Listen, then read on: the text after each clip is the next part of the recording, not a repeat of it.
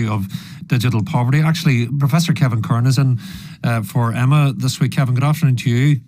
Good afternoon, Mark. And Kevin, you are Mr. Gadget. If there's a gadget to be understood, we go to you. I'm sure you're mindful of what Michelle is saying there.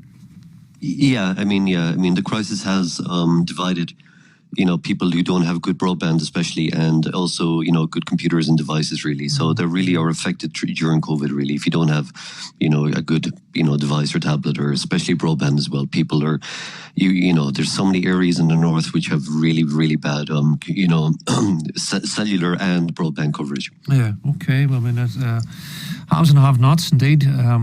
Kevin, listen, let's talk about Apple for a wee second in terms of facial ID. I was wondering this about myself, if you're all wearing masks. There's a lot of talk about this in China where they want to sort of watch everybody's face, but how can you watch people's faces if half the world's wearing masks? Exactly, because Face ID is used on Apple phones to unlock your phone really, so you're going to pay for something or whatever else, but with the introduction of masks, it doesn't work most of the time, so you have to resort to typing in your passcode on the phone. But it seems the next rollout of Apple iOS is 14.5, and it has a feature which should be able to allow people to unlock their phones with the mask on.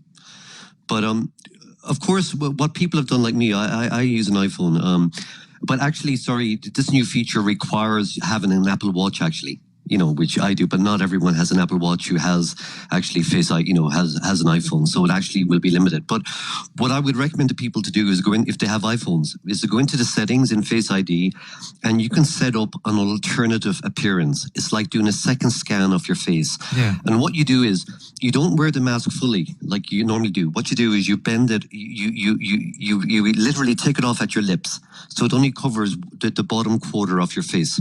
And then you do a new scan, and that actually works effectively. Right. That means that you're wearing the scan, because it has to see a bit of your mouth and a bit of your, your nose to be able to do a proper Face ID. But actually just wearing the face mask folded in half on part of your face works. It works for it. It's just amazing. Even having these conversations, you just didn't think you'd be talking about this kind of stuff in our lifetime. Listen, Kevin, high definition streaming. My streaming is hopeless. I have the worst internet in the world, but I went SIM only, for goodness sake, just because I was being thrown. But emissions and high definition stuff, Kevin, you don't tend to associate the two, do you?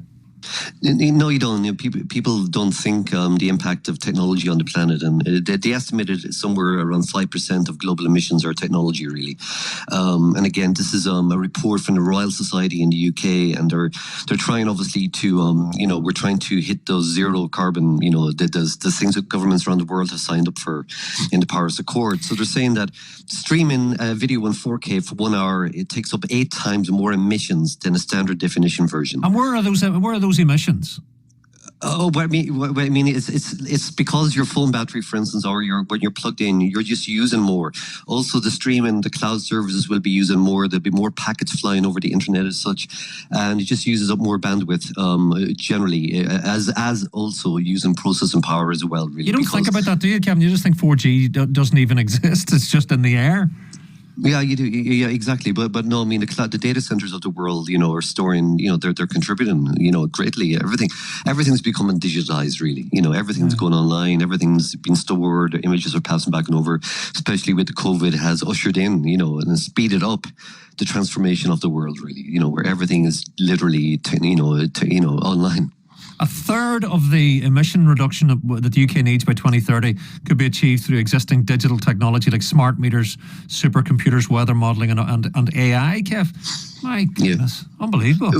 Well, they're also, and the report goes on to other things as well. It's also asking people to stay longer with their existing devices before they upgrade them. In other words, they're trying to just reduce the people's natural desire to have the latest and the fanciest. But they're trying to cut down that really, and and also for people to recycle their own phones rather than putting them into a desk somewhere or forgetting about them, to give them to other people. Right. Listen, Netflix has a watch timer that pauses your film if you fall asleep. Does it actually tell if you've fallen asleep? Because I can pause my, what do you call the thing I have, Kevin? Freeview and FreeSat. I can do that already. My Freeview and my FreeSat.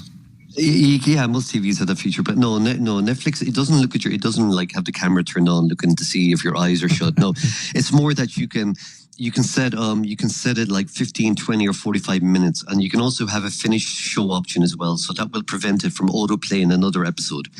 And that can because there is a lot of people who go to bed with just they love having something to listen to in the background, but the problem is they get up the next day and it's gone through the 8 or 10 episodes of a series and they don't remember where they were. So at least having that option where when it gets to the end of the episode, it just stops and it doesn't autoplay the next episode as well. And again, it's just a feature for people again. So in other words, some people might not charge their phone or their device, and it would run out the battery on them as well. So this saves battery. Amazing. A listener messaged me. I thought I had bad indigestion after New Year's Day. My wife's Apple Watch diagnosed that I had AF, a heart irregularity. Helped convince me to go to A&E. There you are, Kevin. Yeah, there's been a lot of people. It's a good feature. A lot of people have been saved because of that feature in the Apple Watch. Yeah. Well, listen, Kevin, thank you as always for joining us on air today. Professor Kevin Curran there from the Ulster University. Kevin, he's still there? Is Kevin still there? No, Kevin? No, he's gone. I meant to ask him, will he be using his internet-y fancy stuff with all the new medical stuff? I'm assuming he would. Folks, busy wee one.